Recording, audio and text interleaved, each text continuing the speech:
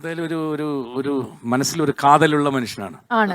അതാണ് ഒരാളോട് ഒരു ഒരുപാട് പ്രേമം പേരോട് എവിടെയോ ഉണ്ട് മനസ്സില്.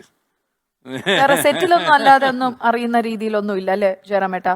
ഇല്ലേ, നല്ല മനുഷ്യനാണ്. നല്ല ഒരു ദുസ്വഭാവങ്ങളില്ലാത്ത ഒരു പച്ചയായ മനുഷ്യനാണ്. Thank you. ഒന്നുമില്ല, വേറെ വീക്ക്നെസ് എന്ന് പറയാൻ ഒന്നുമില്ല. ഒന്നുമില്ല, എല്ലാം. ഈ കഥ പറയുന്നതിന്റെ ഒരു എക്സ്പെർട്ട് മുകേഷ് ഏട്ടനാണ്. പക്ഷെ ജയറാംജി നമ്മുടെ ഈ പുതുക്കോട്ടയുടെ സമയത്ത് ഒരു കഥയുണ്ടാക്കി. അതൊരു ഹൊററായിരുന്നു. എനിക്കത് ഇപ്പൊ അത് അത്രയും കൊണ്ട് പറയാൻ പറ്റുന്നില്ല. അന്ന് ആനി ബിന്ദുജ ഇവരെല്ലാം ഇരുന്നിട്ട് ഈ കഥ കേട്ടിട്ടേ ഇവര് സത്യത്തിൽ അപ്പോഴും ഉണ്ടാക്കിയ ഒരു കഥയാ. പക്ഷെ ഈ ഇവര് പേടിച്ച് വിറച്ചിട്ട് അന്ന് രാത്രി ഒന്നും അവർ ഉറങ്ങിട്ടില്ല, പിറ്റേന്നൊന്നും ഉറങ്ങി അങ്ങനെ ബിൽഡ് ചെയ്യും. അതാണ് ജയറാംജിയുടെ ഒരു ആണ് ഭയങ്കരമാണ്. അത് മിമിക്രിയിൽ നിന്ന് കിട്ടുന്ന ഒരു സംഭവം കൂടിയാണെന്ന് എനിക്ക് തോന്നുന്നുണ്ട്. ആയിരിക്കാം. അത് അവരെല്ലാം വിശ്വസിക്കുകയും ചെയ്തു അല്ലേ ഏട്ടാ?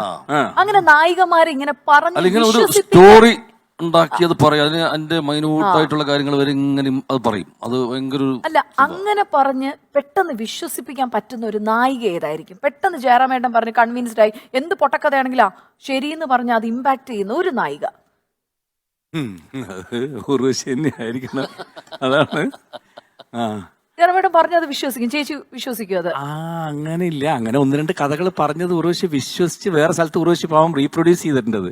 ഇങ്ങനെയാന്നുള്ളത് പാവം എന്നെ വിശ്വസിച്ച് അത് പോയി പറഞ്ഞതാ ഇങ്ങനെ ഉണ്ട് എന്നുള്ളത്. അത്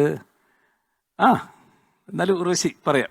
ആണ്. പക്ഷെ നിങ്ങൾ രണ്ടുപേരൂടെ ഇരിക്കുമ്പം പറയേണ്ട ഒരു കോമ്പിനേഷൻ ഒരു പേരൂടെ ഉണ്ട്, നമ്മുടെ ഇന്ദ്രൻ ചേട്ടന്റെ. അയ്യോ, കാരണം അനിയൻ ബാവ ചേട്ടൻ ബാവയുടെ ഒക്കെ സമയത്ത് എന്ത് നല്ല സപ്പോർട്ടാണ് കൊടുത്തോണ്ടിരുന്നത്. ഇങ്ങനെ ഒരു ചേഞ്ച് ആണ് ഇന്ദ്രന് വന്നല്ലേ, ഭയങ്കരല്ലേ. പക്ഷെ അന്ന് പ്രെഡിക്റ്റ് ചെയ്തിരുന്ന ജയറാമേട്ട എങ്ങനെയായിരുന്നു ഇന്ദ്രൻ ചേട്ടൻ സെറ്റിലൊക്കെ? കാരണം ഇന്ദ്രൻ തുടക്കം അപരന്റെ സമയത്തൊക്കെ ഇന്ദ്രൻ കോസ്റ്റ്യൂമറാണ്. ഇന്ദ്രൻസ് എന്നുള്ള അപരന്റെ ഒക്കെ എല്ലാം പത്മനാഭ സാറിന്റെ എല്ലാ പടങ്ങളുടെയും കോസ്റ്റ്യൂമറാണ്. അപ്പൊ അതിലൊക്കെ ചെറിയ ചെറിയ വേഷങ്ങൾ അഭിനയിക്കും. ആ വേഷങ്ങൾ അഭിനയിക്കുമ്പോൾ തന്നെ ഇന്ദ്രനോട് എപ്പോഴെങ്കിലും ചോദിച്ചോളൂ. അപ്പൊക്കെ നമുക്ക് തോന്നിയിട്ടുണ്ട് ഈ ഭയങ്കര സ്പാർക്കായിട്ട് വരുന്നുള്ളത്, ഒരു ഭയങ്കര ആക്ടറായിട്ട് വരുന്നുള്ളത്. പിന്നെ അദ്ദേഹത്തിൻ്റെതായിട്ടുള്ള ഒരു ശൈലി പിടിച്ചു ആ കോമഡിക്ക്.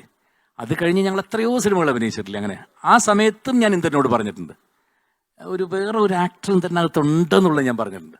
അത് ഇന്ദ്രനോട് എപ്പോഴെങ്കിലും ചോദിച്ചു. ഞാൻ ഒരുപാട് പ്രാവശ്യം പറഞ്ഞിട്ടുണ്ട്. നന്നായിട്ട് പുസ്തകമൊക്കെ വായിക്കുന്ന ഒരാളാ എല്ലാം എന്തൊരു ഇന്റലക്ച്വൽ ആയിട്ടുള്ള കാര്യങ്ങളെല്ലാം മനസ്സിലാക്കുന്ന ആളാണ്. കണ്ടാൽ വളരെ ഒരു സൗമ്യമായിട്ട് ഇങ്ങനെ പറഞ്ഞു എല്ലാ കാര്യങ്ങളും വാച്ച് ചെയ്യുന്ന ആളാണ്. സെൻസിബിൾ ആണ്, വളരെ സെൻസിബിൾ ആണ്. അപ്പൊ എന്തായാലും ജയറാമേട്ടൻ ഇവിടെ എത്തുന്നു എന്ന് പറഞ്ഞപ്പോ തന്നെ പ്രേമേട്ടൻ ഇവിടെ ഓടിയെത്തി. അതിനൊരു വലിയ നന്ദി അറിയിക്കുകയാണ്. കാരണം ഇപ്പൊ വലിയൊരു പോസ്റ്റൊക്കെ അലങ്കരിച്ചുകൊണ്ടിരിക്കുന്ന ഒരാൾ കൂടിയാണ്.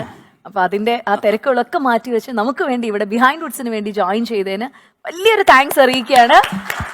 Thank you. അല്ല, വലിയൊരു പോസ്റ്റ് എന്ന് പറഞ്ഞപ്പോൾ ചലച്ചിത്ര അക്കാദമിയുടെ.